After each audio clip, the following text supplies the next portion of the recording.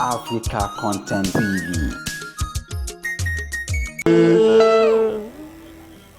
Ọ̀gá wa ní múrí àlàbí múrí mi tó ń dà. Ọ̀gá wa ní sídọ̀tù Kàmọ́rù. Ọ̀gá wa ní Lẹ́mí Àdìsá. Ọ̀gá wa ń sáni tọpẹ́tọpẹ́ Nautical. Àwọn ọ̀gá pọ̀ Idris lóríṣiríṣi. Mo kọrin mo láwọn ọmọ ọba náà rè o.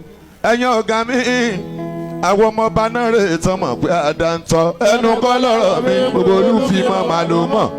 Ṣùgbọ́n ọ̀gá lẹ́yìn aṣíwájú sálẹ̀ jẹ́. Tèèyàn bá yọ lẹ́dọ̀ orí ibú wa máa yọrù wọn sí ni. Orúkọ mi nínú ọmọ ọba ẹ̀bí gidi gan. Ilẹ̀yìn àgbàlẹ̀ fi ń wo mi bí ọmọ tó yájú. Èmi ò yájú mo gbàfẹ́ yẹn bá ń bẹ̀ bí bàbá ni. Kò dẹ́rí bá fẹ́ yẹn àgbàgbé léèrè o. Sàyídì tọ́jọ́ kó àpò ní sẹ́kù. Aloma ẹ̀yẹ má ríro ọmọ ni.